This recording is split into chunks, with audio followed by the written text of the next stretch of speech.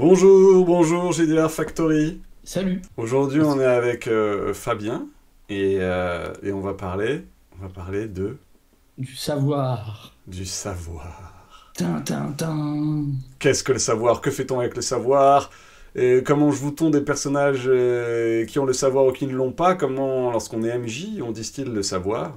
Tout ça après le générique.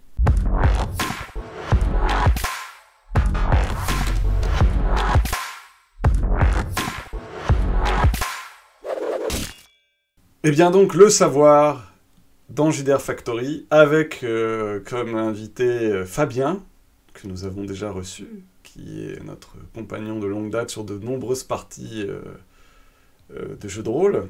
Membre émérite de la Burst Team. Tout à fait. Homme séduisant s'il en est. Avec qui nous avons fait de nombreux déjà actual play, on avons joué à Fiasco, tout ça, ça peut se voir sur la chaîne, si vous fouillez dans les vidéos. Et moi, si je lui ai proposé de venir, c'est parce que, comme on le pratique beaucoup en joueur, je sais qu'il se débrouille très bien pour gérer le savoir de ses personnages. Tout ça, on va en parler. Donc quand je me tourne vers vous, Axel et Fabien, si je vous dis savoir, qu'est-ce qui vous vient à l'esprit en premier? Moi, en tant que joueur, c'est le fait de jouer un personnage qui est plus sachant que moi, par exemple. Mhm. Je parle d'un personnage qui va être plus intelligent, notamment. Et qui, du coup, est dépositaire du savoir, là où moi, je suis on va dire, à peu près normal. Et c'est un grand plaisir pour moi, par exemple, dans Vampire, de jouer un personnage avec énormément d'intelligence, capable d'élaborer des plans extrêmement précis et machiavéliques, chose que je ne sais pas faire dans la vraie vie, malheureusement. J'avoue, je ne suis qu'un humble humain. Voilà. Ok. Et en général, de mon expérience personnelle en tant que joueur, les MJ nous demandent de créer des plans. Mais il va sans dire que mon personnage est beaucoup plus apte que moi dans la création de plans machiavéliques. Et comment vous gérez, vous, ça? Que vous soyez MJ ou joueur? Donc là, on est dans ce rapport à ce qu'on appelle les compétences du joueur, le player skills, où on est vraiment dans la tradition du jeu de rôle aime que les joueurs aient Ouais, bah c'est un voilà. peu les deux. C'est un peu les deux parce qu'effectivement, des fois, j'ai envie d'élaborer des plans et de les partager, mais des fois, en fait, je suis pas assez intelligent pour mon personnage. Et donc, l'idée, c'est que souvent, dans tout ce qui est intelligence et social, mais on va rester sur intelligence aujourd'hui, le MJ a une attente qui est plus élevée que pour le combat. En général, dans le combat, on va dire bah, je tape ou éventuellement tu mets des effets de lumière en disant je fais une botte magnifique pour lui taper la main, mais c'est à peu près tout. Pour tout ce qui est intelligence, c'est rarement le cas, je trouve. On a plus tendance à avoir une demande forte de la part du MJ ou de la table d'ailleurs, dans l'élaboration d'un plan ou dans le fait d'avoir des idées. Alors ça, c'est une bonne remarque, parce que j'ai l'impression que même dans le social aussi, le MJ a Oui. moins d'attentes, alors qu'on ne demande pas à Ah, un joueur de faire du théâtre d'impro à chaque fois. On peut lui demander de gentiment juste de donner voilà ce que dit mon personnage, etc.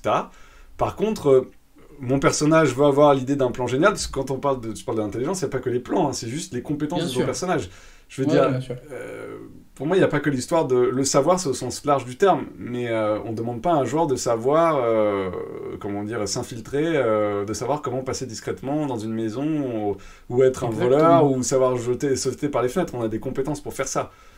Et donc, dans le Tout à savoir, fait. toutes les compétences de savoir, l'histoire, la connaissance, la géographie, sont des compétences qui, bien souvent, moi je trouve, sont sous-exploitées dans le jeu de rôle, et en fait peuvent être très balèzes, mais la question c'est comment les utiliser de manière intéressante. Complètement.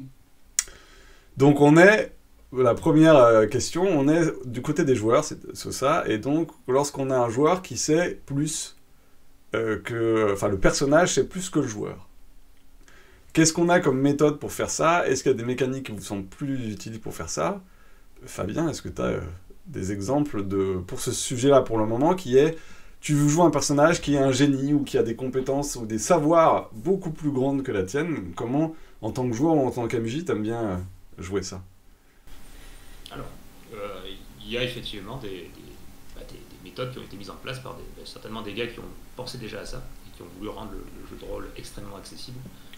Je vais citer les jeux dérivés d'Apocalypse World, donc ce qu'on appelle aussi les PBTA, donc Powered by the Apocalypse.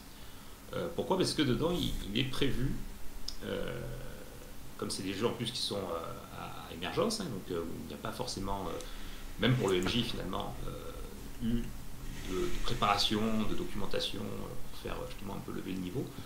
Souvent, on fait appel dans un sens à l'intelligence commune et c'est un échange entre parfois le MJ, le joueur concerné et même parfois d'autres joueurs. Je cite par exemple une des manœuvres qu'il y a dans ce jeu qui va être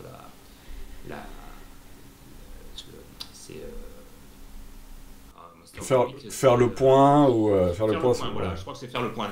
J'essaie de retrouver le terme exact, mais faire le point, ou qu'on est dans une situation un peu compliquée, vite savoir quoi faire. On a une liste de questions à poser, et notamment des questions sur comment je peux m'en sortir rapidement, qu'est-ce que je peux trouver pour entrer ou sortir dans l'endroit, etc. Et ça, en fait, c'est le joueur donc, qui, normalement, est très bon là-dedans, enfin, le personnage du joueur donc, est très bon là-dedans, qui doit trouver rapidement une solution. On estime que, oui, il faut trouver la meilleure possible. Donc, on ne laisse pas ça à la charge uniquement ni du joueur concerné, ni du MJ. Le PBTA propose même que tout le monde puisse participer. C'est-à-dire qu'il m'est déjà arrivé que, sur une partie, à un moment donné, voilà, aussi bien en tant que MJ que PJ, ce soit un tiers joueur qui donne une bonne idée en disant on pourrait faire ça. Et on privilégie la chose. Et finalement, ça donne un niveau auquel peut-être l'un ou l'autre, en préparation notamment, on n'aurait pas pensé avant. Pour clarifier cette chose, le move, l'action dans un jeu PBTA, la plus commune, quand on veut savoir quelque chose, on lance 2d6 plus la compétence, et ensuite on dit, lorsque vous êtes en train d'essayer de trouver une solution à un problème, ou lorsque vous êtes en danger, que la situation est tendue, et que vous essayez d'apprendre des choses sur... d'observer l'environnement et d'en tirer quelque chose, vous lancez 2d6 plus une carac, et vous avez après une liste de questions, et en fonction du résultat, vous avez le droit de poser un certain nombre de questions dans cette liste. Ce move a fait pas mal débat, parce qu'il déplaît beaucoup aux gens qui ne connaissent pas ou qui découvrent le PBTA, parce qu'en gros, pour eux, ils trouvent ça réducteur de devoir réduire ça en quelques questions. C'est-à-dire que, mais moi, c'est pas cette question-là qui m'intéresse, c'est autre chose. Donc, il existe une adaptation de PBTA qui est Dungeon World, qui lui a viré ça, et en fonction de ton résultat, tu as le droit de poser X questions, et c'est large. Monster of the Week, je le fais aussi depuis la sortie Tome of Mystery, donc je pense pour ouvrir un petit peu Donc, par rapport à ça, moi je défends un tout petit peu quand même la liste de questions fermée, parce que, comme dans l'optique d'un PBTA, le but c'est de centrer l'histoire, en fonction des questions, si c'est bien fait, les questions peuvent orienter gravement la fiction. Si dans les questions de base, il y a qui est derrière cette machination, ça sous-entend qu'on est dans un jeu où il y a des machinations, ça sous-entend que c'est un jeu où il y a des gens qui sont derrière les choses, et donc que cette question est là, soit là, c'est pas innocent, ça veut dire que tu vas orienter la fiction, et en posant cette question, puisqu'il faut savoir qu'à ce moment où la question est posée, le MJ ne connaît pas la réponse, il va l'inventer, c'est un jeu d'improvisation, les jeux de PBTA, donc il n'a pas un monde qui va dérouler derrière, il a un monde qui se crée. Donc en fonction des questions qui sont posées, d'ailleurs ça donne des informations à MJ de qu'est-ce que j'ai envie, ah tiens c'est ça qui intéresse le joueur, ok donc c'est ça que je vais devoir créer et improviser. Donc la liste de questions, elle est intéressante dans cette optique-là. Mais même dans un truc où on pose X questions et plus tu as fait un bon jet, plus tu peux poser des questions, ce que tu dis aussi Fabien est vrai, c'est-à-dire qu'en plus la réponse de la question ne tombe pas obligatoirement dans les mains du MJ. C'est-à-dire que oui c'est vrai, naturellement on a tendance à se tourner vers le MJ, mais comme c'est improvisé, le MJ peut tout à fait dire à une autre personne déléguée et dire d'après toi, c'est quoi la réponse? Toi qui viens de la région, le joueur A demande quel est le chemin le plus facile pour arriver dans le village de cette région-là, et le MJ peut se tourner vers le joueur B en disant tiens, il paraît que tu viens de cette région-là, d'après toi, c'est quoi le chemin le plus direct? Et donc tu peux déléguer ça et faire tourner la décision et le world building grâce à cette action-là. Et ce qui permet justement qu'on n'est pas bloqué pour des histoires de savoir, de connaissances. Parce que même avec la meilleure préparation du monde, notamment, il y a eu beaucoup de jeux qui demandaient d'énormes préparations par rapport à des scénarios, etc. Il y a toujours une part d'imprévu. Et c'est vrai que c'est dommage quand justement le personnage doit être extrêmement sachant par rapport, comme tu disais, Axel, aux joueurs. Ouais. Si jamais on n'arrive pas à refléter ça dans la fiction, l'effet tombe à plat, en tout cas. Ouais. Comme tu as dit, pour toi, si ton personnage c'est un génie du crime ou un génie de l'infiltration, je ne sais quoi, il faut que ce soit spectaculaire ce qu'il va faire, il faut que ce soit le truc auquel on n'a pas pensé. Et c'est là où soit ça va demander un énorme travail de la part d'une personne qui va être ou le joueur ou du MJ, pour autant qu'il puisse le faire, parce qu'on n'a pas tous les mêmes idées, on n'a pas forcément la culture aussi pour ça. Hein. Il y a des... moi je sais que si on me demande d'inventer un truc en art fiction, je ne vais pas être très bon, hein, parce que je n'ai pas un bagage scientifique qui me le permettra. Par contre, c'est vrai que si on s'interroge avec une table complète, là ça peut être sympa. Donc c'est pour ça que, c'est pour ça que je pense que le savoir, c'est aussi le savoir commun finalement qu'on a autour de la table et qu'on peut dégager à un moment donné. Et ça parce que quoi qu'il en soit, même si on dit que le perso il est plus sachant que nous, la fiction c'est nous qui l'inventons. Donc ça va être quand même la somme de nos savoirs qui vont faire que l'histoire va le refléter ou pas. Ouais, après ça je trouve quand ça fonctionne bien. Par exemple, alors moi il y a aussi un autre truc, alors qui va avec le savoir peut-être, vous me direz si c'est en dehors, mais c'est la mémoire. J'ai une mémoire exécrable pour tout ce qui ne me revêt pas trop d'intérêt et les parties de jeux de rôle vont venir se mettre là-dedans souvent. C'est-à-dire que je me rappelle très mal de ce qui s'est passé sur les séances précédentes. Sauf que mon personnage, lui, le sait. Il n'est pas complètement... c'est des aventures qui s'enchaînent, on est à quelques jours près, donc ça marche. Sauf que moi, en une ou deux semaines, en général, entre le temps de deux parties, j'ai le temps de dormir plusieurs fois, et donc de trier tout ça. Et vu que je déteste prendre des notes quand je joue, parce que en fait, ça me sort du truc et je suis moins dans l'histoire, j'ai pas mal de soucis là-dessus.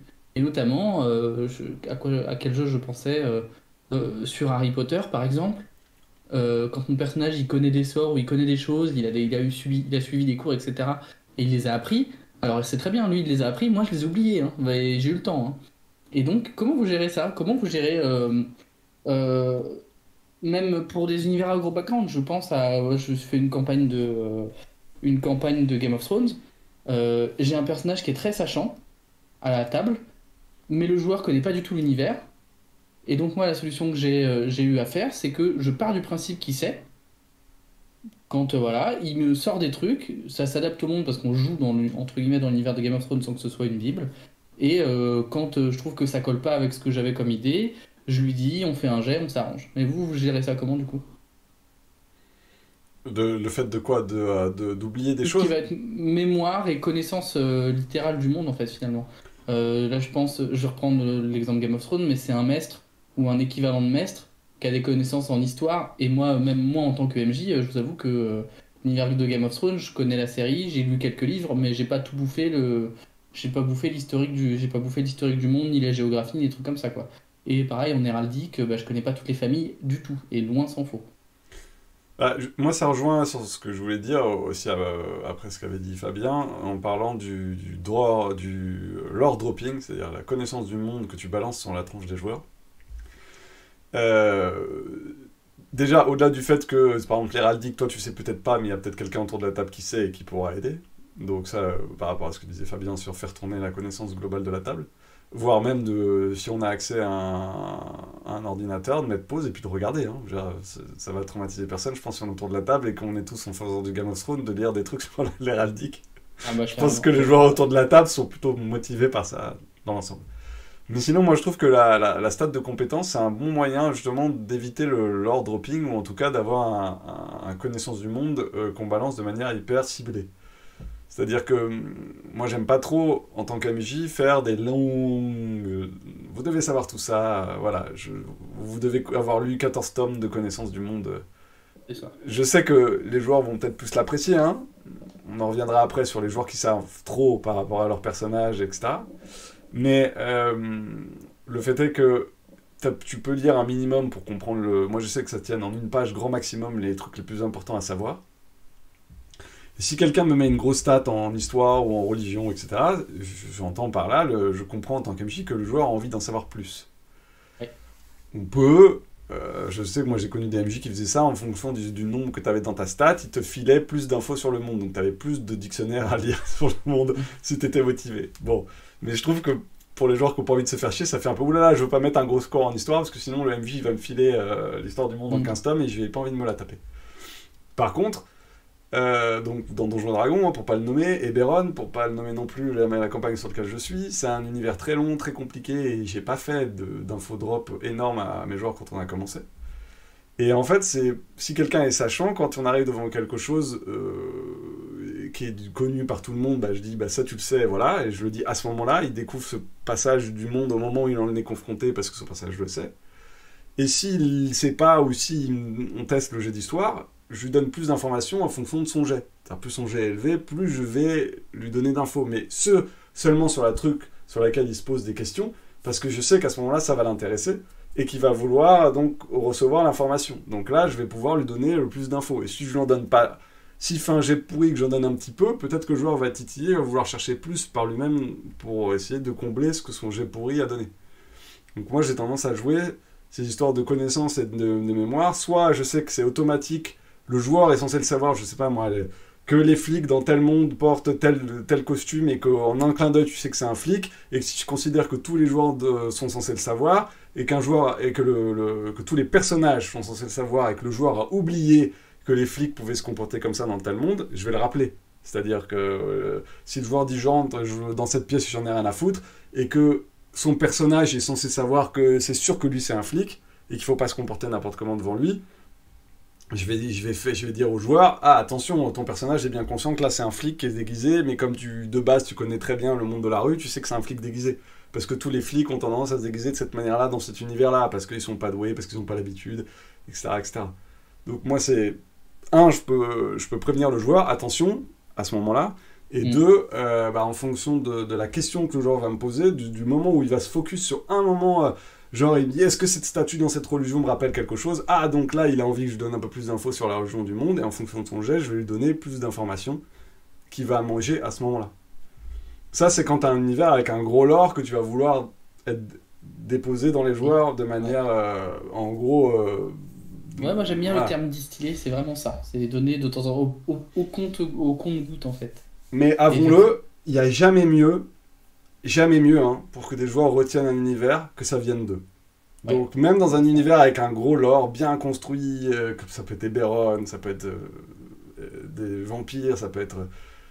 S'il y a des moments en tant que joueur, t'acceptes que ton univers appartienne un peu au joueur, et que donc tu t'assois un peu sur les connaissances canoniques du monde, et que tu dis au joueur, d'après toi, c'est qui le roi ou c'est qui, tu vois ?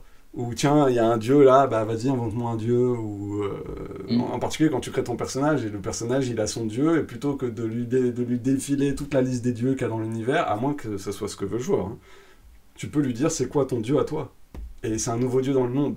Et tu verras que tout d'un coup, les connaissances sur ce dieu et l'apport à l'univers va être beaucoup plus grand parce que ça vient du joueur, et le joueur va le retenir parce que ça vient de lui. Donc il faut savoir, même dans un truc à gros lore, de temps en temps, à s'asseoir sur le lore et lasser la bride et donner au joueur de quoi apporter des choses dedans.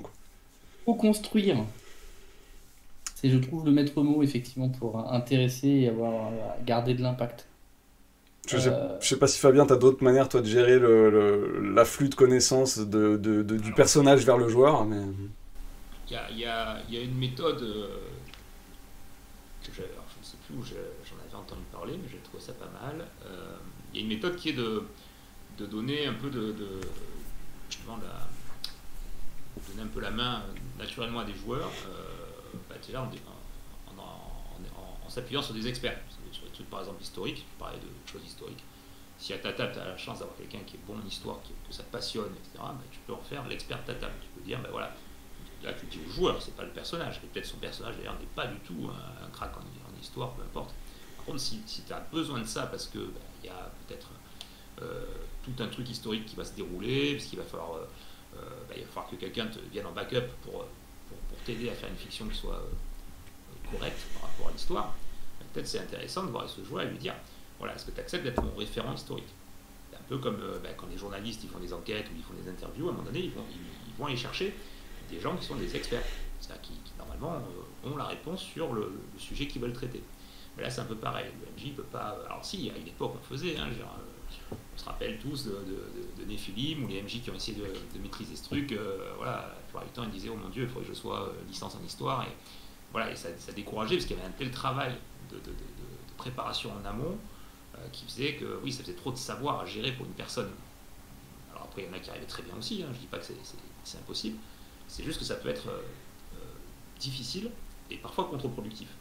Alors que si on répartit la charge sur d'autres personnes, parfois en utilisant aussi les choses de la vie de tous les jours, hein, si ton pote il est mécanicien par exemple, il pourra certainement te dire comment ça, les types de pannes qu'il peut y avoir sur une voiture, etc. Si ça vient dans la fiction, autant t'adresser à lui, c'est son métier, il connaît. Et de la même façon, si tu as quelqu'un qui est passionné du Japon médiéval, tu joues une partie de L5R, peut-être qu'il pourra t'apporter un petit vernis. Alors, L5R, ça reste un monde fantasmé, donc il ne s'appuie pas que sur le vrai Japon médiéval. Et peut-être que ça pourra aussi t'apporter un petit vernis qui ne sera pas détonnant si à un moment donné tu as un trou et que tu ne sais pas, tiens, ça, comment on peut le gérer, ou c'est quoi quelle est la meilleure expression pour exprimer quelque chose, etc. Voilà, ça c'est bien d'avoir dans ce cas-là des référents. Alors, je dis expert, mais c'est peut-être un peu ça risque de faire gonfler les chevilles du joueur, mais non, disons référent. Et c'est un peu de la même manière que ce que tu as dit à un moment donné, Matt, de demander directement au joueur, par rapport souvent d'ailleurs à son personnage, tiens, toi qui viens de ce village, quelle est la meilleure façon de venir à tel endroit, etc. Là, c'est pareil, sauf que tu t'adresses au joueur finalement dans la réalité, donc tu vas chercher le savoir là où il est. Et après, comme tu as dit aussi, il reste toujours la solution d'aller sur Internet, de prendre une pause pour se documenter. Ou même parfois, ça peut arriver de corriger par la suite sur quelque chose qui est... Voilà, on se trompe sur une date, on se trompe sur la dimension d'une ville, je sais pas, tu dis, tu as un cadre historique, tu dis, cette ville à l'époque il y avait 100 000 habitants, en fait c'est totalement faux, tu t'en aperçois à partir d'après, tu peux corriger. Je pense que personne t'en voudra. Donc je pense que le savoir, il faut aussi le traiter avec, pas de la distance, mais en tout cas avec pas de la crainte. Voilà, faut pas être craintif par rapport à ce qu'on va dire. On peut parfois, si on n'a pas le savoir et qu'on n'a pas moyen de vérifier, je pense que c'est bien de se lancer, comme j'ai dit, en utilisant un petit peu les savoirs de tout le monde. Et si finalement on a dit une connerie ou que ça ne correspond pas, on essaie de corriger la séance suivante. Du coup, de mon côté, je reviens. Game of Thrones, c'est mon temps, ma campagne du moment, ça va revenir. Mais ce que j'ai fait, c'est que j'ai fait vu qu'il y a une création de maison dans le jeu du Trône de Fer, ils ont créé leur maison et en fait, j'ai créé un petit wiki en ligne. Vu qu'ils ont tous leur téléphone et que, en général, c'est dur de pas regarder son téléphone pendant toute une partie, je me suis dit que j'allais mettre cet outil à disposition. J'ai fait un petit wiki avec les connaissances qu'ils avaient sur la maison, leurs vassaux, mais aussi leurs seigneurs, etc., etc. Et en fait, du coup, quand ils ont besoin de chercher, ils ont accès à ce wiki-là. Et puis, ils peuvent rajouter des choses dedans, vu que c'est les wiki fandom, là. Ils peuvent aller rajouter des choses dedans. Alors, ça c'est très bien. D'ailleurs, je profite, parce que c'est un petit peu aussi ce que j'avais en tête de rajouter, pour avoir un savoir qui est par rapport au personnage, mais aussi aux joueurs, comme tu disais, pas avoir des trous de mémoire, ou même le MJ, il peut se rappeler de quelque chose. C'est vrai que ce qui est bien, c'est tenir un journal de bord, de noter les choses. Ça d'ailleurs, c'est... peut-être d'autres jeux le font, mais je sais que dans Roll-Tray, c'est dans le jeu. C'est dans le jeu, il y a un journal de bord à tenir. Pourquoi ? Parce que c'est un jeu où les joueurs peuvent changer, déjà. Donc, voilà, limite les persos peuvent rester d'ailleurs, mais peut-être un joueur il va changer, il va reprendre un personnage. Ou voilà, ou tout simplement le temps se passant dans la campagne, on oublie des choses. Et donc l'auteur préconise même par hexagone, parce que c'est l'exploration hexagone, donc par hexagone, d'avoir un petit journal de bord pour dire ce qu'on a trouvé, ce qui s'est passé, ce qu'on y a trouvé, et qui était présent. Donc ce qui permet à n'importe quel moment de revenir dessus et de dire tiens, tel personnage, il est au courant qu'il y a eu ça. Parce que il était présent lors de la scène qu'il y a eu sur cet hexagone où il s'est passé tel événement. Alors que peut-être qu'un autre n'y était pas. Et parce que là, on peut dire, mais non, toi tu ne le sais pas parce que tu n'étais pas présent pour la scène. Voilà. Et ça, c'est vrai que c'est des outils, comme ce que tu as dit, le wiki, parce que ça permet de compiler l'info et de rester cohérent tout au long d'une campagne, qui peut parfois être longue. Il y a des campagnes qui durent sur plusieurs années, et c'est normal, comme tu dis, à un moment donné, on trie un peu les infos, et on se rappelle plus ce qu'on a fait, qui était présent, qui a fait quoi, voilà. Donc ça, c'est une très bonne méthode aussi d'écrire. Ça demande un peu d'investissement sur le moment. Le mieux, là, c'est encore de déléguer. Par exemple, de faire un script tournant, quelqu'un qui est à chaque partie qui est scribe. Ça, c'est pas mal. Et aussi de le récompenser, c'est-à-dire qu'il il aura un petit avantage, il aura un atout en plus, ou un petit point d'XP en plus pour récompenser le travail, là, pour le coup, du joueur, de tenir le journal. Et justement, on parle de gros savoirs d'univers. Pour moi, il y a là un truc à aborder. C'est que c'est bien de mettre à contribution les gens qui savent plus que d'autres autour de la table. Sauf que c'est arrivé, et moi je pense, en tant qu'univers à connaître sur le bout des doigts, moi je pense surtout à Star Wars, qui est un peu un des univers les plus connus où il y a des ayatollahs de première importance sur Star Wars, ou le Seigneur des Anneaux. Ouais. Et quand t'es MJ et que tu te retrouves avec un joueur quand c'est plus que toi sur l'univers, et moi ça m'est arrivé plusieurs fois, en particulier avec Star Wars, ou Donjons et Dragons d'ailleurs, si, ça peut être compliqué.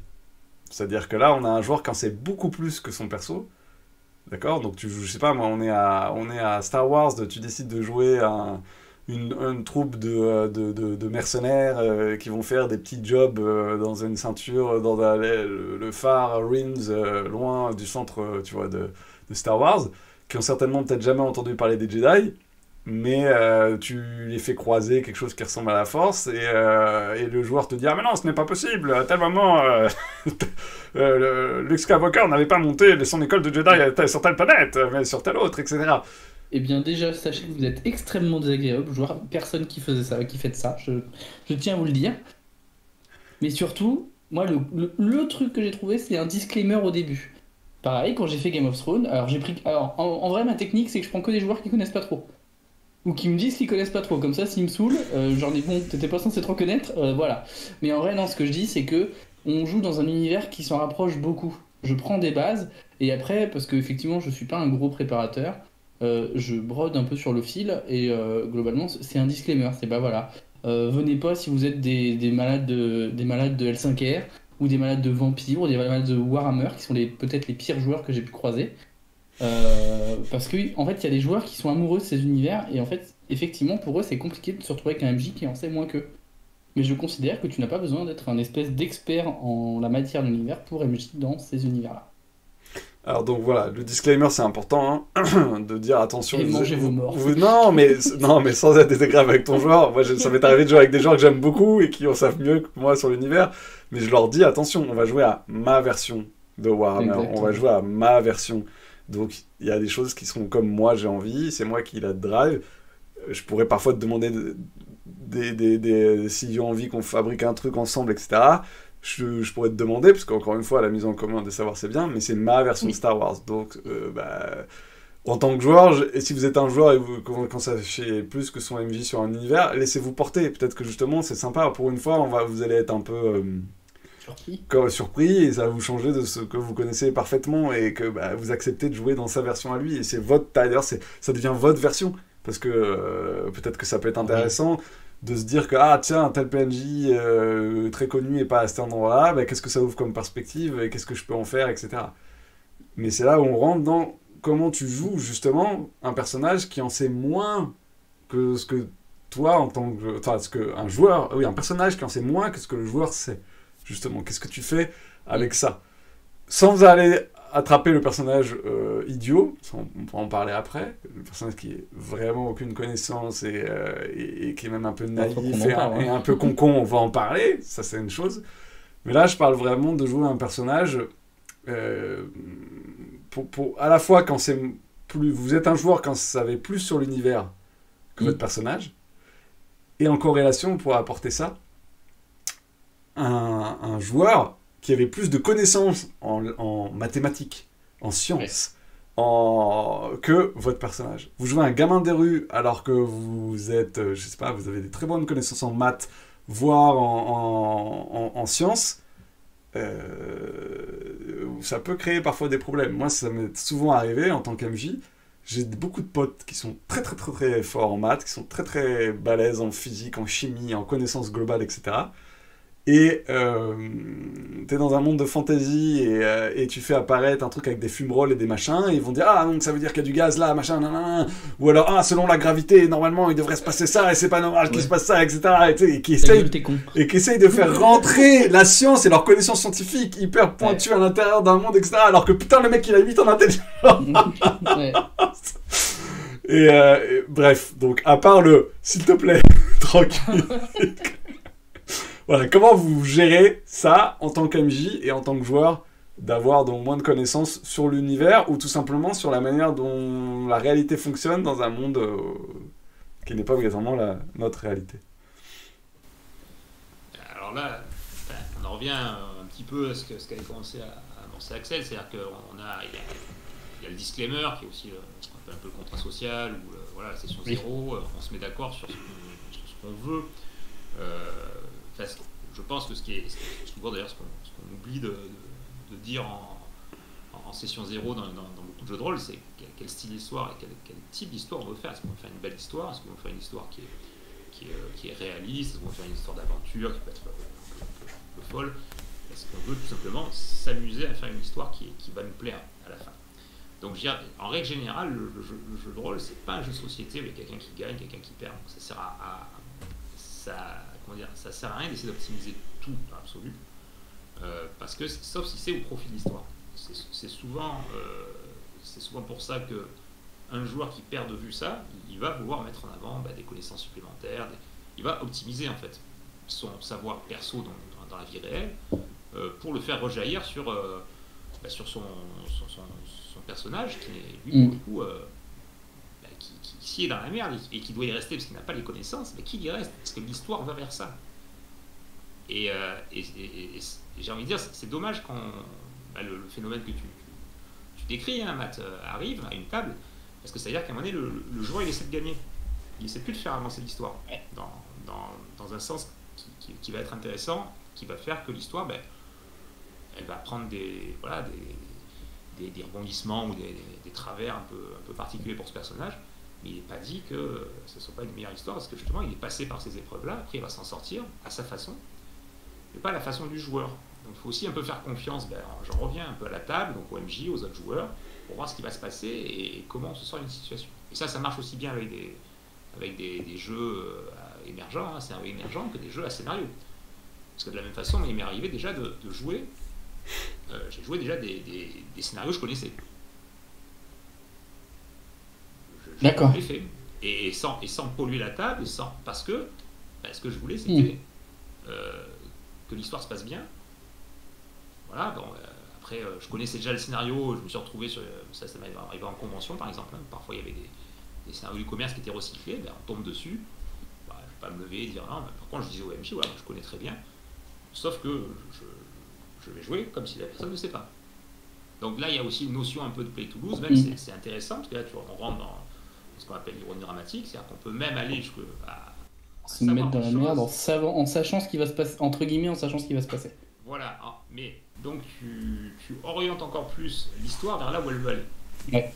Parce que finalement, tu vas un peu préparer tes pieds, t'enlèves tes bottes avant de te jeter à 2 pieds dans la gadoue, en gros. C'est ça. Et donc ça fait des effets qui sont encore plus forts. Ça ne veut pas dire que la partie est perdue. Hein. Voilà, mais par contre, ça ne va pas être contre-productif. Moi, j'ai l'impression que les gens qui essaient justement d'utiliser un savoir que ne devrait pas avoir leur personnage, c'est contre-productif. Ils retiennent le scénar par la manche, quoi, en lui disant non, attends, voilà, vas-y doucement, machin. Ça, c'est ma vision. Hein. Après, ouais, voilà. C'est un gros souci que j'ai vis-à-vis de Clou-Clou d'ailleurs. De quoi? De Cthulhu. De Cthulhu. De Cthulhu. De quoi il parle? De Clou-Clou, d'accord. Ouais, je trouve ça un peu rigolo. C'est que souvent, les joueurs sont pas surpris, et les joueurs qui jouent à Cthulhu ont cette fâcheuse tendance à non, je vois pas ce livre, à éviter toutes les merdes logiques qui devraient leur tomber dessus. Merci. Pour moi, la caricature les joueurs en savent plus que les personnages, c'est Cthulhu, parce qu'évidemment, tout le monde sait que je me souviens très bien d'un scénario que j'ai fait, et au bout de 5 minutes, mes joueurs m'ont fait ok, là il y a une Cthulhu, nanana. Ils ont décortiqué le scénario. Alors, c'était un peu bad move de leur part et ils ont cassé le. Ils étaient 4, il y en a 2 qui ont défoncé le scénario en 2-2 et c'était assez désagréable. Mais en même temps, ça les a sortis du truc parce qu'en gros, ils savaient très bien que là, oui, dans cette caverne, évidemment, il y a des Cthulhu. Et en plus, ça doit être des machins parce que comme ils avaient des connaissances sur Toulouse, ils savaient exactement quelle bébête y était. C'était horrible. Non, mais c'est vraiment très horrible. Et donc, là, t'es un peu comme un con et tu fais putain, donc en tant que joueur, je suis d'accord que il faut que t'apprennes à te retenir quand tu fais ça et à accepter d'être porté et quitte même si tu sais je veux dire, vous avez déjà fait des jeux vidéo dont vous connaissez le scénario et maintenant vous l'avez réutilisé et vous l'avez refait et vous avez testé des nouveaux trucs pour voir tiens comment ce MJ va gérer ça, etc. Donc à moins quand même de trouver son amusement là en tant que joueur et il suffit juste en tant que joueur ne soyez pas con quoi, tu vois, le conseil pourrait s'arrêter là. Mais en tant qu'MJ c'est compliqué alors quand tu sais que tes joueurs moi on l'a arrêté. Ah oui, c'est clair, clairement, ce que j'allais dire. Moi, ils me font ça, tu vois, c'est bon. J'ai fermé le bouquin et j'étais dégoûté. Je dis, désolé les gars, en fait c'est fini quoi, on peut pas jouer. J'ai pas trouvé de solution. Et, je pense qu'il y en aura peut-être. Peut-être que j'aurais pu improviser, peut-être que j'aurais pu les surprendre, etc. Mais à ce moment-là, juste le jeu fini quoi. Parce que. Mais sauf que ça m'a fâché, entre guillemets, avec Cthulhu, jusqu'à aujourd'hui. Moi j'ai fait plus jouer de Cthulhu à cause de ça. Parce que les Cthulhu, c'est tellement prévisible, tu sais, à chaque fois, et je trouve ça très dur d'avoir des scénarios surprenants, c'est-à-dire que, à moins d'avoir des joueurs qui ont envie d'aller s'emmerder et qui ont envie de devenir faux, etc., effectivement, comme tu dis, ils vont refuser, ils vont faire, mais non, je veux pas avoir cette porte, tu rigoles, je vais pas prendre le bouquin, mais c'est bon, tu me prends pour un con, tu veux que je devienne fou. Mais parce que je trouve que dans Cthulhu, il y a encore beaucoup trop, ce que décrivait Fabien, ce côté où il faut que tu battes un scénario. Ouais.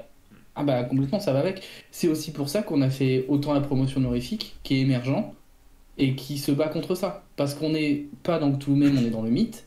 Et du coup, vu que c'est émergent, eh bien, en fait, les joueurs peuvent pas savoir, vu que toi-même, tu sais pas. Oui, mais en plus... que ça... Vas-y. Oui, mais en plus, dans Horrific, le but, c'est toi qui détermine... Ouais, voilà, ça fait partie du jeu de mal terminer. D'ailleurs, c'est toi qui choisis de mal terminer. Techniquement, Cthulhu, tu sais que quand tu joues, tu vas finir dingue ou crever. Enfin, ça fait partie du contrat, normalement. En tout cas, Cthulhu fait partie de ces jeux où justement on demande beaucoup aux player skills, on donne souvent des preuves aux joueurs, on va pas et tu vas les confronter, tu vas essayer de trouver par toi-même, donc on te met tellement dans un truc d'épreuve à passer que c'est normal que les joueurs après ils aient pas envie de faire les bad moves qui vont les rendre fous, etc. C'est d'ailleurs pour ça qu'il y a Trail of Cthulhu qui a été inventé plus tard, ou qui a essayé de faire avancer cette idée, qui était en gros les informations dans une enquête. Le but, c'est pas est-ce que c'est compliqué de les avoir, c'est qu'est-ce que les joueurs vont faire avec. Donc en gros, donnez-leur un max d'informations. C'est ce que fait Gumshoe aussi. Ouais, c'est Gumshoe, mais c'est ça. Gumshoe, c'est Trail of Cthulhu, c'est Gumshoe. En gros, une mécanique qui dit dans un jeu d'enquête, le but, c'est pas que les joueurs galèrent pour avoir les informations, c'est pas qu'ils fassent un jet de trouver objet caché, c'est qu'ils trouvent et qu'après, qu'est-ce qu'ils font avec. Tu vois, donc ça, c'est pour les jeux d'enquête, c'est-à-dire il vaut mieux leur filer un maximum des informations et après ils se démerdent avec, c'est plus intéressant que d'aller les chercher. Mais pour revenir à notre sujet, le savoir,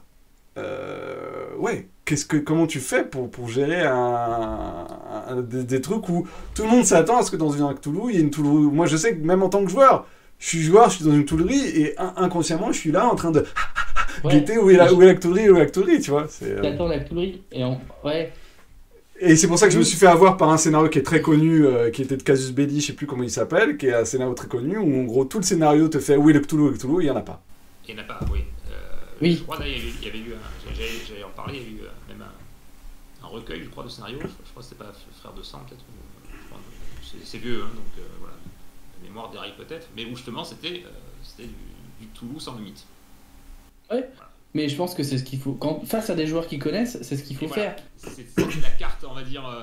Mais en fait, ça marche une ou deux fois.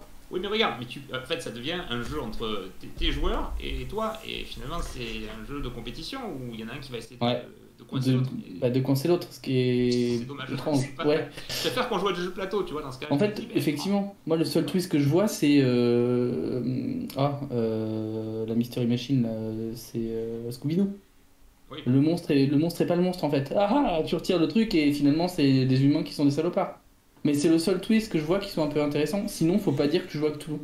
Tu dis on va faire du contemporain et puis tu mets ce que tu veux du mythe. Voire tu mets pas du mythe et tu mets des trucs qui font peur mais qui sont pas du mythe. Parce qu'effectivement, je pense que Cthulhu et tout ce qui est tous les associés sont trop connus en fait. Effectivement, les joueurs qui connaissent en plus, ils disent ouais, je veux avoir peur, mais en fait pas vraiment, ou je veux devenir fou, mais pas vraiment quoi. Bah, oui, après je rejoins ce que dit Matt, hein, c'est que les joueurs, beaucoup de joueurs qui ont ce positionnement-là, ils veulent battre le scénar, C'est ça. ils veulent Mm. battre le jeu. Et j'en reviens, hein, c'est un style de jeu de rôle. Après. Mm. Mais je sais pas si ça vaut mieux que du jeu de plateau, dans un sens. Il y a des très bons jeux de plateau surtout. Donc, Oui. Non mais clairement, mais moi je pense que pour revenir à la question de match, je pense que j'aurais fait comme toi. J'aurais fermé le truc et alors je pense que j'aurais été d'ailleurs fâché avec les deux joueurs. Ça m'aurait fort contrarié et j'aurais dit bah écoutez on joue pas ou on joue pas à ça et tu sors autre chose quoi, un truc effectivement d'impro. Mais j'aurais pas été capable de continuer clairement en tant que MG. Mais en tout cas, moi, ça m'a fait me poser la question sur comment tu fais quand tu as des joueurs qui ont un savoir très fort sur un univers, et que même toi, que tu l'es toi aussi ou pas, hein, mais c'est alors que quand les joueurs en savent trop sur un univers, comment tu fais encore pour les émerveiller sur du Cthulhu, comment tu fais pour les émerveiller sur du Star Wars, des choses comme ça. Et c'est là où il y a le what if, qui est Ouais. quand même un des trucs, en gros, et si. Donc pour Cthulhu, c'est difficile. Pour moi, Cthulhu, je trouve que c'est un des trucs les plus hardcore à faire gérer, à moins d'avoir un groupe de joueurs qui est là pour l'ambiance. Ouais. Si t'as un groupe de joueurs qui est là pour l'ambiance et qui est pas là pour battre le scénario, naturellement, ils ont envie d'avoir peur, avec des guillemets, ils ont envie de rendre leurs joueurs fous. Donc ils vont aller vers les problèmes, ils vont embrasser le truc parce que ce qu'ils veulent, c'est l'ambiance. C'est 1930, limite, ils ont envie d'habiller, de costumer. Ils aiment bien avoir les journaux, mais pas tellement pour l'histoire de l'enquête, mais pour avoir les journaux, pour être dans l'immersion. Parce que ces joueurs-là, à mon avis, ils kifferaient limite plus une soirée en enquête Cthulhu qu'un jeu de rôle Cthulhu. Et avec eux, je pense que ça peut bien se passer parce que ils sont là pour l'ambiance. Si t'es là avec du tradi joueur de Cthulhu qui est là pour battre le scénario, moi je sais que je pourrais jamais faire jouer des joueurs comme ça parce que j'aurais l'impression de devoir me battre contre eux pour arriver à leur proposer quelque chose qui les C'est surprenne. très désagréable. Hein. Mais- Et dans les deux sens, hein, d'avoir un joueur qui veut battre le MJ et enfin, le scénario et le MJ qui veut battre les joueurs. Mais donc dans le What If, sur Star Wars, il y a plein de choses par exemple, mais parce que Star Wars ça s'adapte à plein d'autres, ça peut, au Game of Thrones est pareil. Alors, Moi je sais que Ambre c'est un jeu auquel j'ai beaucoup joué, et on jouait beaucoup en What If. Et en fait c'est ce qui marche le mieux. C'est-à-dire que, en gros, et si Luke Skywalker était passé du côté obscur de la Force, tu vois. Mm. Et donc tu joues dans les canons, les gens connaissent les canons, mais en fait tu leur as changé un truc tellement important qu'ils sont prêts à accepter tous les autres changements. Ouais. C'est-à-dire que si tout d'un coup tu te demandes ah ouais où est-ce que les huts sont déjà, tu te tournes vers le joueur qui sait autour de la table, il sera très content de te dire où est-ce que les huts habitent dans quel truc, ok, donc on y va, on fait ça parce que t'avais oublié. Mais après il t'en voudra pas si tout d'un coup t'as changé complètement le canon, puisque de base t'es arrivé en disant what if. Ouais. Et ça c'est un très bon moyen de pouvoir jouer quand même avec tout le décorum que les joueurs aiment et dans lequel ils ont envie d'être, etc. Mais avec si tu changes et que tu casses des trucs très importants dans le monde, et et très vite. Dès le début, non, mais tu l'annonces dès le début. Ouais, limite, c'est au début, c'est la base, quoi. Quand tu commences le jeu, dans le disclaimer, tout le tour de la table, voilà, disclaimer, on va jouer à Star Wars, mais on va jouer pendant la Old je parlais de la Old Republic après, mais on va jouer pendant la République où Palpatine est en train de monter en puissance. Mais il va gagner ou il va perdre, tu vois. Ouais. Donc Palpatine vient de se faire arrêter. Les premiers scénarios, c'est juste vous devinez qui est Palpatine et puis tu dis au joueur oui, vous pouvez l'empêcher. Vous l'empêchez de réussir son ordre et 66. de 66. Et hop, et ben maintenant, qu'est-ce qu'on fait? Donc oui, c'est Star Wars, mais il y aura pas Dark Vador et il n'y a pas l'Empire. Et là, tout d'un coup, t'as envie de jouer à ça parce que les joueurs connaissent Star Wars, c'est tout Star Wars, mais en même temps, tout est ouvert. Donc tu retransformes un univers bloqué en univers connu. Et donc, en gros, le savoir devient juste un coussin pour les joueurs pour apprécier l'univers, pour être dedans, pour être en immersion, mais pas un carcan qui les bloque parce qu'ils en savent plus que le MJ, quoi. Voilà, là finalement le savoir devient source d'inspiration. Voilà. Pour moi, le savoir, il est très important quand les joueurs en savent plus que le joueur, quand les joueurs en savent plus que le personnage. C'est bien quand c'est une source d'inspiration. Et c'est d'ailleurs, on revient sur le Cthulhu et la version que propose Horrifique, qui est justement de recycler ce qu'on ne sait pas ou ce qu'on sait du mythe pour en faire une source d'inspiration. Oui, Sans ah oui, complètement. sans que ce soit vraiment le mythe ou sans que ce soit vraiment un scénario qui stresse, ça vaut tout. En fait, c'est de la couleur, et puis le jeu te dit, bah en fait, l'important, c'est pas vraiment l'histoire et la folie, c'est qu'est-ce qui se passe quand vous devenez fou, etc. Et c'est ce que je fais beaucoup. Moi, je joue, alors je sais pas si c'est une appellation officielle ou s'il faut que je dépose une trademark, mais je joue à secret ouvert. Parce que j'aime bien les Ouais. univers un peu costauds, j'aime bien vampire, j'aime bien machin. Et les joueurs ont beaucoup d'informations. Même dans Game of Thrones, les joueurs ont énormément d'informations, mais pas les personnages. Donc ça veut dire qu'ils peuvent aussi apprécier des trucs qui se passent à table. Ou par exemple, quand les joueurs font des backgrounds, parce que j'en ai eu aussi, des joueurs qui aimaient faire des gros backgrounds, eh bien tout le monde y a accès. C'est-à-dire que tout le monde sait ce qui se passe, tout le monde sait pourquoi le personnage évolue comme ça. Sinon, je trouve que c'est beaucoup de la masturbation holistique, c'est-à-dire que quand tu fais un truc pour toi tout seul, bah, quel est l'intérêt finalement? Je pense qu'on est là pour partager. Et ça permet aussi de faire des choses dans l'histoire. Et j'ai déjà eu, bah, sur la dernière séance de Game of Thrones, le visage d'un joueur qui illuminant en mode ah, d'accord, ok, je comprends quoi. Et c'est aussi un mécanisme de plaisir de dire ah, bah c'est bon, j'ai compris ce qui se passe quoi. Moi en tant que joueur, j'ai compris. Mon personnage, non. Après, il faut avoir effectivement des joueurs qui jouent le jeu qui est peut-être le plus dur à trouver finalement, mais ça permet d'avoir un autre plaisir, quoi, de la compréhension et de voir une histoire se dérouler et de jouer avec les conséquences. Donc, très bonne transition sur le savoir et sur justement maintenant le savoir de ce qui se passe à table, en gros. Oui. C'est-à-dire table Un peu de fermée, méta, table quoi. ouverte. Alors moi, Ouais. la table fermée, c'est-à-dire ce que j'appelle table ouverte, tout ce qui arrive, tout le monde est au courant, tout le monde est assis. Ouais. Enfin, les joueurs sont témoins de tout ce qui arrive aux personnages des autres. Oui. Les tables fermées, c'est les tables où on va prendre des apartés. On va prendre un joueur et on va lui raconter un truc pendant que les autres Mm. attendent. Donc, tout de suite, je pense qu'on est d'accord autour de cette table, on va tout de suite tuer le jeu fermé. Oui. J'en ai fait, j'ai détesté. Et j'en ai fait pendant des années. Et en particulier à Ambre, où à Ambre, le MJ, donc c'est un jeu à secret, c'est un jeu en PVP, et même en PVP, on peut jouer en table ouverte, on va en parler. Ouais, Mais complètement. c'est un jeu en PVP, donc Players vs. Players, les joueurs contre les joueurs, à secret, où chacun avec ses petites intrigues, etc. Les parties, on jouait 6 ou 7 heures de jeu, et en vrai, on jouait 1 heure maximum par joueur. Ouais. Parce qu'en gros, le reste du temps, on jouait à Magic. Parce qu'on ne pouvait pas jouer. Parce que le MJ devait faire tous ses apartés avec tous les joueurs. C'est horrible. C'est dans les Allez. pires expériences de jeu de rôle que j'ai eu. Même si le joueur, le MJ était cool, même si on c'est super bien, c'est horrible. J'ai plus progressé à Magic dans ma vie en jouant à Ambre que de vraiment faire du jeu de rôle. Parce que les tables fermées, faire une aparté avec le joueur qui va chuchoter et vouloir garder ses secrets, etc. Peut-être qu'il y en a qui kiffent. Moi, je déteste. Et donc, je pourrais jamais vous donner un bon conseil sur comment on joue une table fermée. C'est-à-dire avec des secrets fermés où il y a des apartés avec les joueurs, etc. En soirée enquête, oui. En table de jeu de rôle sur du long terme, non. C'est pas possible. Et je pense que vous êtes d'accord avec moi. Donc on va pas essayer de défendre le jeu fermé. On va dire comment avec un jeu ouvert, on peut faire des trucs cool. Comment on peut, alors que le joueur va savoir tout ce qui se passe, même les coups de pute que l'autre joueur va vous te faire, etc. Mais que le personnage, lui, ne sait pas. Ah, c'est hyper plaisant. Et Moi, comment on arrive à alors, faire tourner ça, quoi. je te rejoins. Le jeu fermé, c'est pas pour moi. J'en ai subi en tant que joueur pendant longtemps parce que je croyais que c'était la manière de faire. En arrivant dans le jeu de rôle, c'était du L5R, c'était du Vampire, c'était des machins, etc. Et où le joueur prenait des apartés tout le temps. Et en fait, c'est chiant. En plus, il n'y a rien qui casse plus le rythme et l'immersion que de voir deux personnes partir. Et où tu sais qu'à la fin, tu te fais baiser en plus. Ou qu'il y a un truc qui va t'arriver qui va pas te plaire, quoi. Alors que, moi j'aime bien. Alors, c'est pas très poli, mais j'aime bien j'aime bien me faire baiser et savoir ce qui se passe. Non mais c'est clair, je préfère me prendre un coup de pute enfin que mon joueur prenne mon personnage pardon prenne un coup de pute, mais pouvoir l'apprécier en tant que joueur et de me dire ah bah c'est parce que ton joueur à toi il est torturé ou c'est un immonde salopard, c'est bien mieux. La seule fois où j'ai fait du jeu fermé, c'était sur du Vampire, pareil, c'était le début de ma masterisation.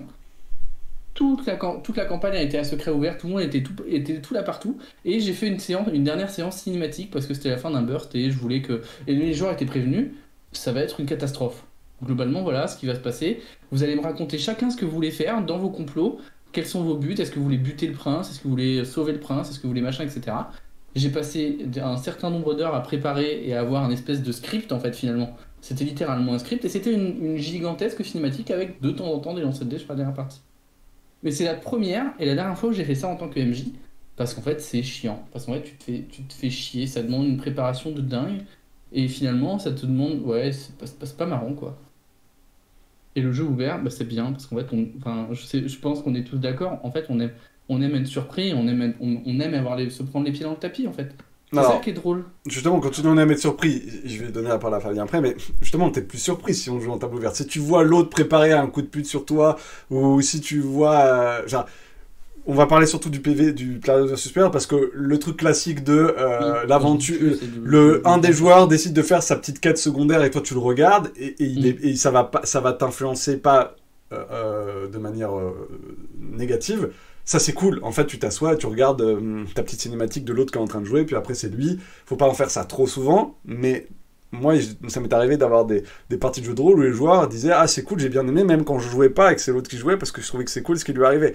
Donc ça, il suffit que vous arriviez à créer des scènes sympas, genre le mec qui court seul sur le toit pendant que l'autre est en train de boire à la taverne, celui qui boit à la taverne et il arrive des choses. Et là, c'est au MJ de faire switcher le focus très régulièrement pour pas rester pendant des heures sur l'un ou l'autre. Mais celui qui boit à la taverne, quand il joue pas, il va kiffer de voir les trucs rocambolesques de l'autre qui saute sur le toit. Ça, pour moi, c'est vraiment un truc de OMJ de faire switcher vite entre chaque focus. Et même quand vous jouez pas, même quand vous n'êtes pas au courant que votre pote est en train de faire n'importe quoi, le guignolo sur un toit, vous allez jouer un personnage qui sait pas ça, mais le joueur aura kiffé de voir la scène. Maintenant, quand on veut faire des coups de pute à d'autres joueurs et qu'on décide de jouer en table ouverte, je me tourne vers Fabien.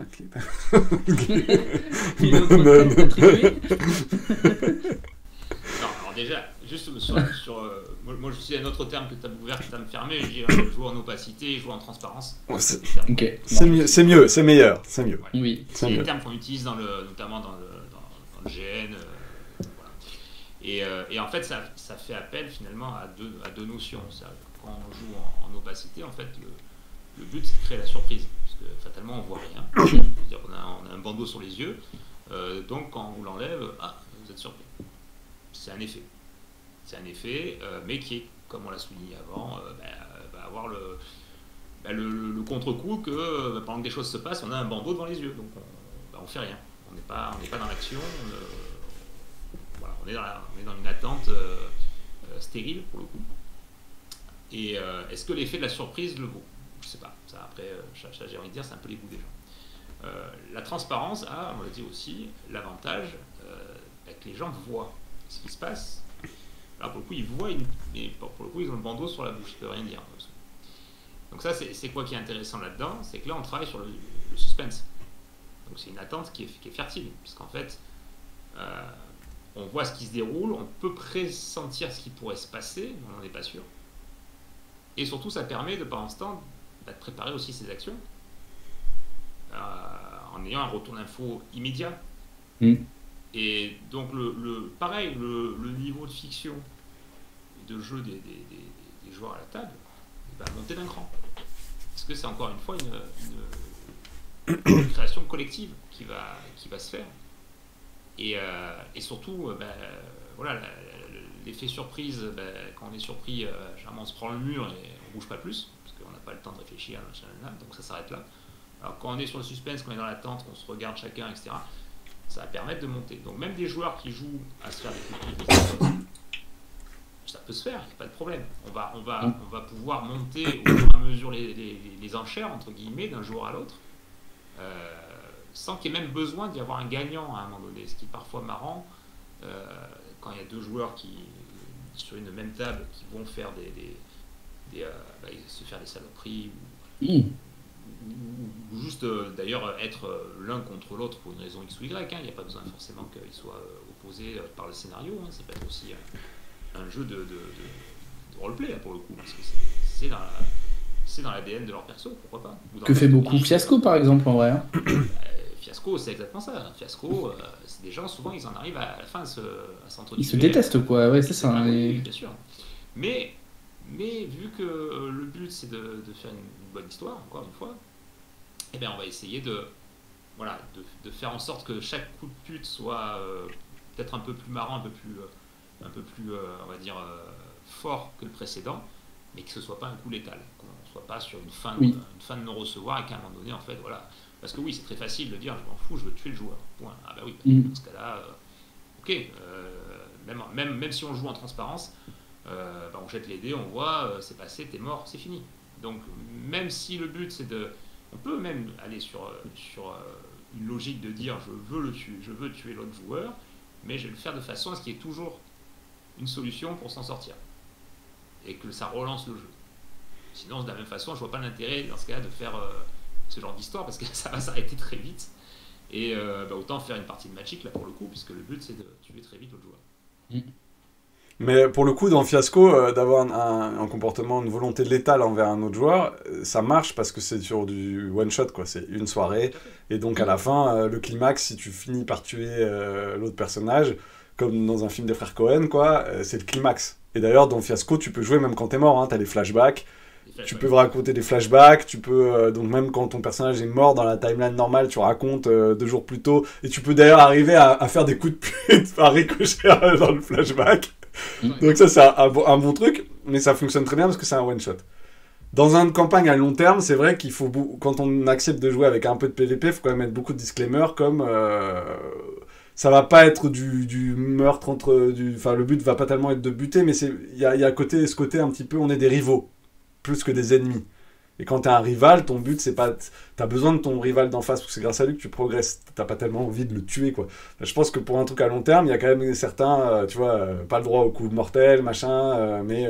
moi, je me souviens, j'ai fait une longue campagne de Warhammer, où j'étais un noble, et il y en avait un, il était issu du peuple, et il me faisait les poches, parce que j'étais noble, donc moi je l'ai détesté en considérant que c'était toujours un faux, un menteur, etc. Il se trouve qu'il est devenu prêtre après, et donc je refusais de croire qu'il était prêtre. Pour moi c'était une comédie, c'était faux. Alors qu'effectivement, en fait il était vraiment prêtre, mais au personnage je ne voulais pas croire qu'il était devenu prêtre, parce qu'évidemment ce malotru qui fait les poches, qui est un menteur éhonté, comment peut-il être devenu prêtre? Aucun dieu n'a... Voilà. Et donc jusqu'au bout de la campagne, mon personnage a refusé de croire qu'il était prêtre. Mais sauf que Mathieu le savait très bien, mais donc il jouait d'être un peu bête, et c'est là où on parle de play to lose, c'est-à-dire que accepter de temps en temps de se faire avoir par l'autre, ça fait partie aussi du plaisir du truc, c'est-à-dire il faut savoir de temps en temps en prendre une, quoi. Ça fait partie du délire, quoi. Si c'est fait avec des personnes en bonne intelligence et que justement on n'est pas en mode infantile et je vais te faire mal, etc., c'est rigolo aussi de se faire avoir. D'ailleurs, amener des choses par la suite, c'est forcément, c'est pas non plus, justement, moi je trouve ça moins stérile de faire ce genre de mécanique où voilà, je me suis fait piéger, bon maintenant je vais essayer de le piéger moi ou pas, et après c'est aussi peut-être au maître de jeu non pas d'arbitrer, parce que dans ce cas-là c'est pas un truc où on compte les points, mais de savoir à un moment donné utiliser cette énergie qu'il y a entre les joueurs dans la table au service du scénario, et dans ce cas-là trouver on va dire un but supérieur pour que même 2 persos qui sont rivaux s'unissent ou travaillent de concert pour réussir quelque chose. Et finalement que ça les rapproche sans que ça règle réellement leurs différends. Mais ça peut être une solution pour à un moment donné stabiliser cette énergie et dire au contraire, tiens là on va travailler sur l'histoire. Parce que finalement c'est vrai, il ne faut pas non plus laisser cannibaliser par ce genre alors moi que ce soit vraiment le principe du jeu de rôle, mais ils sont assez rares ceux-là. Et comme on a dit, c'est plutôt des one-shots parce que c'est assez pénible à le faire sur une très très longue période. Donc si on veut à un moment donné que ces gens jouent ensemble, c'est aussi au MJ de les amener vers un but commun qui va les faire travailler ensemble. Mais d'ailleurs, les rapports conflictuels entre PJ, je dis bien conflictuels, hein, je dis pas mortel, létal, etc. Conflictuels, rivaux, dédain, mépris, fascination un peu trop forte, etc. En fait, plus je joue au jeu de rôle, plus je les trouve intéressants, parce que l'équipe de jeu de rôle classique, que l'on trouve le plus souvent et que je pratique encore, hein, c'est une équipe où tout le monde est pote, tout le monde est en fait hyper plat entre eux. Et en gros, comme il n'y a pas de relation de hiérarchie, c'est toujours super. Moi, je trouve un serviteur et un maître, voilà. C'est déjà... Mais la majorité des équipes de jeux de rôle, il n'y a pas de maître, il n'y a pas de serviteur, on est tous au même niveau, on a tous les mêmes attentes, on va vers tous le même objectif, réussir la campagne, aller sauver le prince dans sa tour, aller tuer le dragon dans sa caverne. Et donc, ça raconte peu. Il y a peu de place pour l'évolution. Vu qu'il n'y a rien et que c'est plat, on va avoir des choses, peut-être qu'on va pouvoir, à force, au bout de X temps, créer un peu de relief parce que telle personne aura perdu plus de points de vie à cet endroit-là, ou aura perdu quelque chose, ou l'autre aura gagné. Et on pourra, avec le temps, créer du relief. Mais si on joue des personnages qui ont déjà des relations de rôlesse comme le serviteur et le maître, si tout d'un coup, c'est plus facile au cours de la campagne de faire évoluer cette évolution, c'est-à-dire ça peut s'équilibrer, et donc le fait que ça s'équilibre, qu'en gros il y a du respect qui naisse entre les deux, etc., et qu'au bout d'un moment le maître décide de « tu n'es plus mon serviteur, je te libère », je dis ça, c'est quand même une évolution plus grande que d'avoir un groupe hyper plat, lisse au début, quoi. Et donc, avoir quelqu'un qui méprise un autre au début et qui va apprendre à l'apprécier, ce que moi j'ai pas fait à mon époque dans Warhammer, mais parce que bon, c'était il y a 20 ans, on était jeunes, et donc j'avais pas eu l'intelligence de faire évoluer cette relation. Mais en fait, si je l'avais fait évoluer, ça aurait été beaucoup plus intéressant, il y aurait eu beaucoup plus de relief dans le personnage, parce que justement il a fait évoluer une relation et elle a changé. Mais tu peux changer une relation que si elle est déjà très marquée au début. S'il n'y a pas de relation vraiment marquée, c'est plus difficile de la faire changer, quoi. Donc en tout cas, comme suspense et surprise, hein, c'est cher Hitchcock qui dit « Moi, je déteste la surprise, parce que la surprise, c'est facile, c'est une fois, alors que le suspense, tu fais monter l'émotion. » Tu peux créer du suspense dans les relations avec une table, à l'inverse d'opaque, transparente. Une table transparente, c'est-à-dire où tu vois tout ce que font les joueurs, tout ce qui leur arrive, tout ce qu'ils peuvent fomenter contre toi, contre ton personnage. Donc en tant que joueur, vous le savez, mais votre personnage ne sait pas.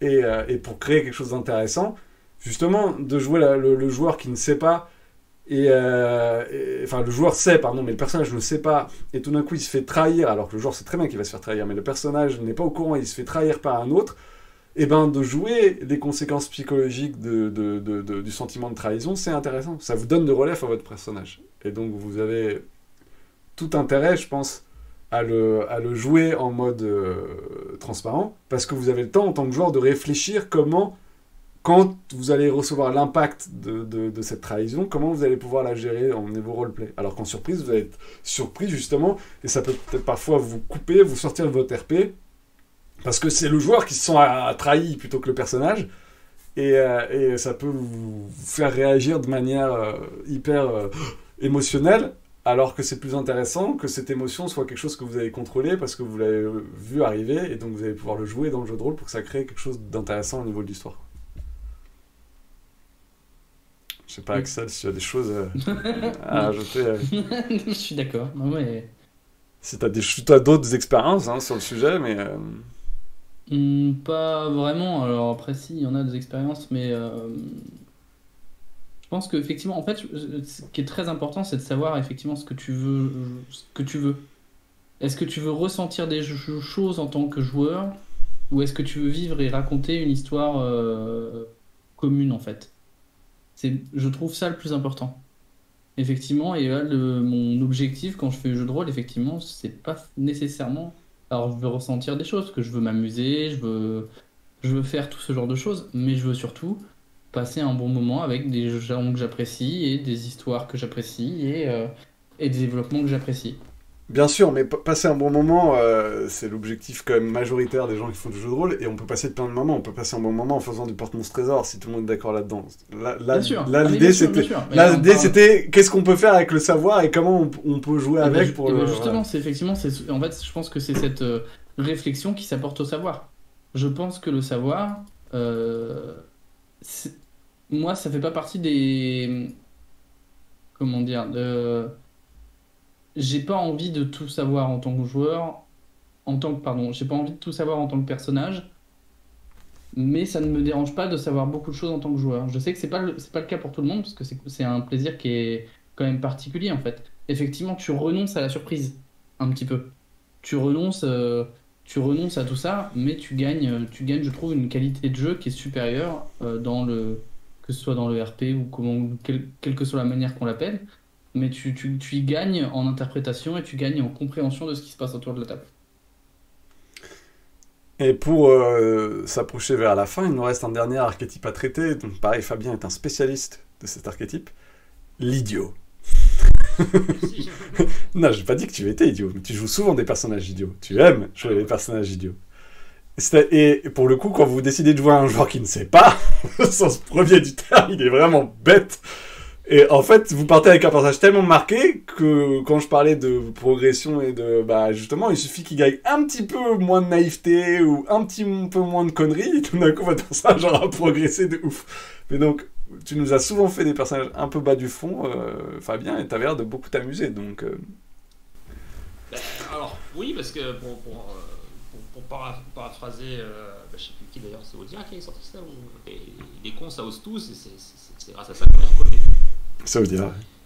Et c'est vrai que je trouve, alors jouer un personnage finalement qui a peu de connaissances, qui est idiot, ou en tout cas qui est naïf ou candide, d'ailleurs, en fait, ça, c'est pas péjoratif tout ça, attention, hein, c'est des caractéristiques, là je parle pas en termes de jugement. Les personnages, ils ont ces caractéristiques-là, ça fait partie tout à fait du perso, de ton background, de la façon dont tu vas l'interpréter. Tu te dis, bah, je vais l'interpréter, ben oui, il est bas du front, il est peut-être ou naïf, ou il est fonceur, ou il est totalement premier degré. Et l'intérêt, c'est quoi? C'est que c'est libérateur. C'est libérateur parce que ta pensée ne sera pas...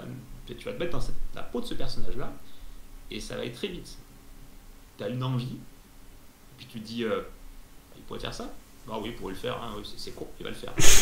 Et donc, en fait, tu peux aller dans des situations où si tu joues un personnage, voilà, on va dire qui est posé, qui est moyen, qui a une éducation normale, ou qui a pas eu le background, qui a eu l'idiot, et tu vas te retenir, et tu vas faire des choses qui sont beaucoup plus attendues de toi.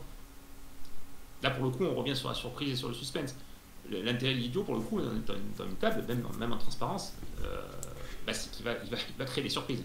Il va faire des surprises. Voilà, ça va être ce qu'il va faire va être surprenant, parce que il est libéré des contraintes d'une interprétation normale, et encore plus contraignant d'une interprétation de quelqu'un de sage.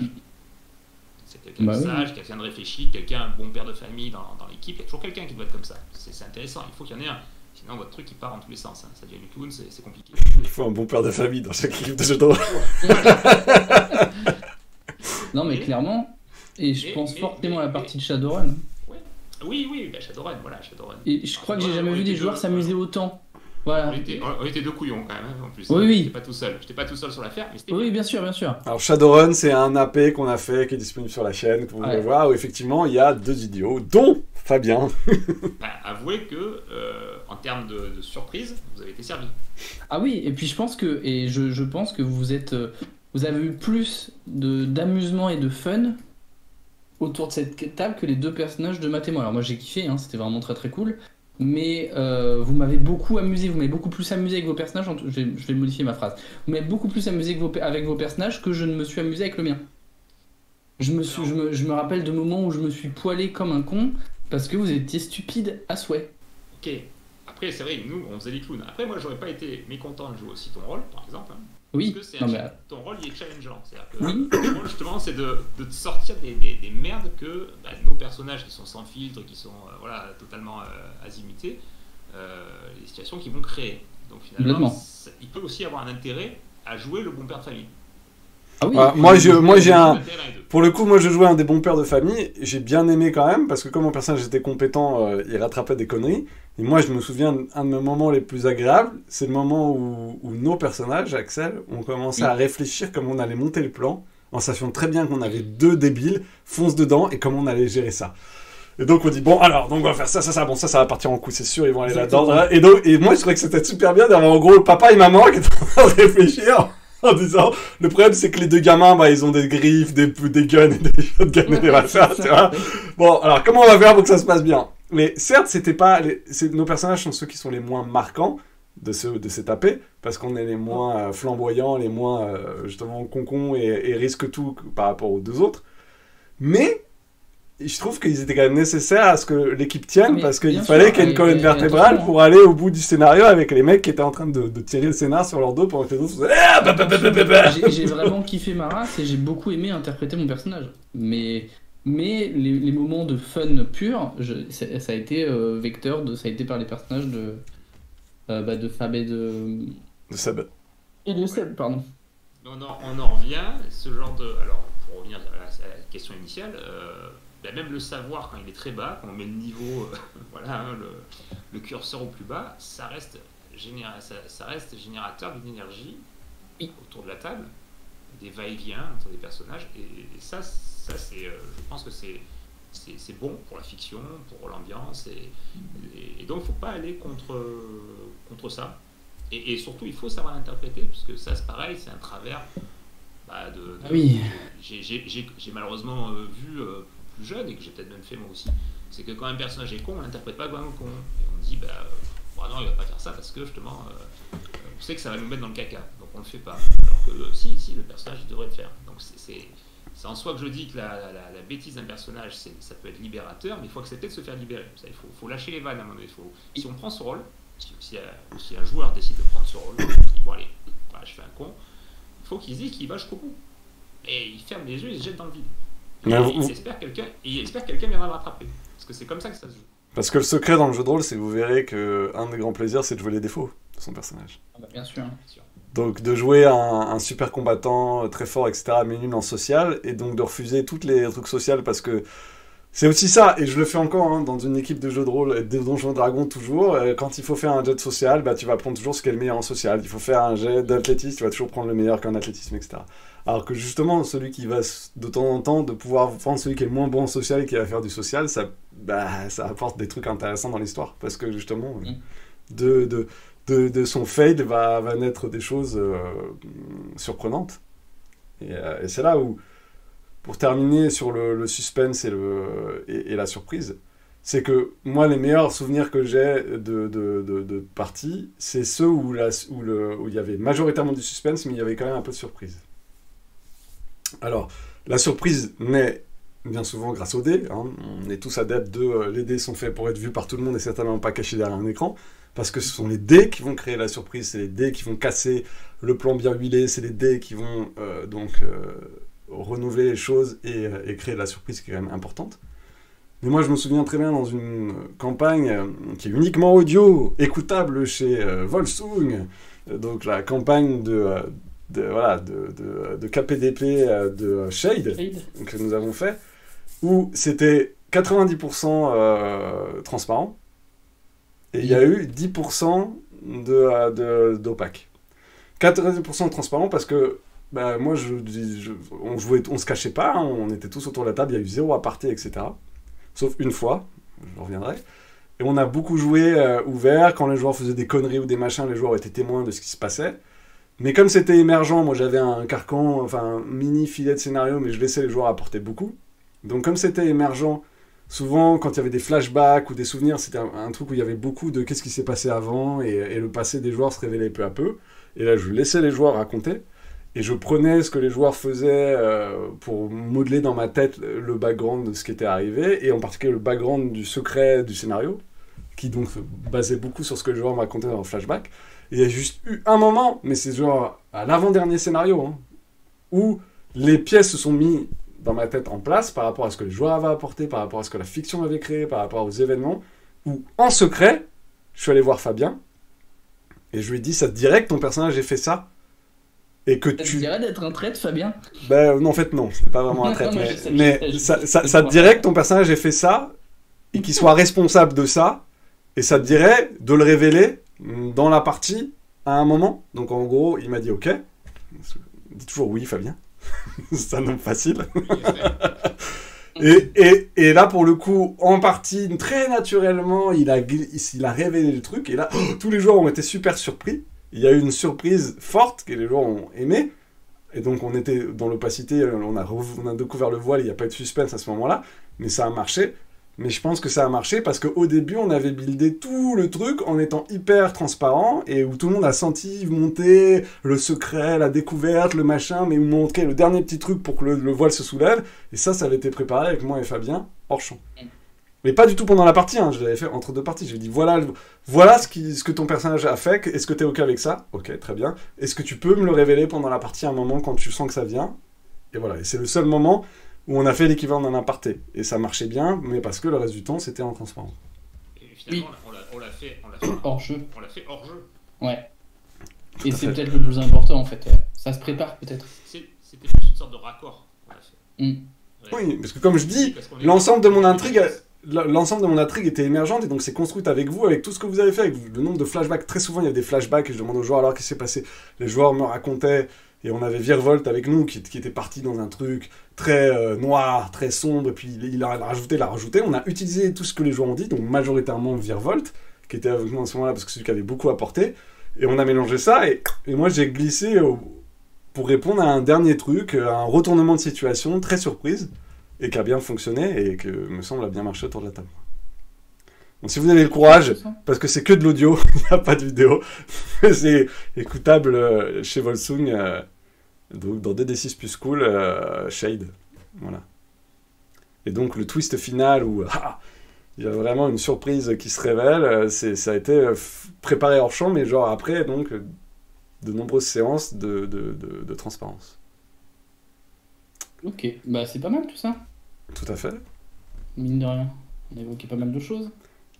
Voilà, donc n'hésitez pas à jouer en transparent, et non pas en table ouverte, nous avons tort d'utiliser cette expression au début. N'hésitez pas à jouer en transparent, à faire que les joueurs en savent le plus possible, mais que les personnages, eux, peuvent s'amuser à ne pas en savoir le plus possible. Oui. Les secrets, c'est fait pour être partagés. Voilà. Voilà. Je pense qu'on peut se dire à la prochaine, non? Tout à fait. Non, oui, absolument. À bientôt.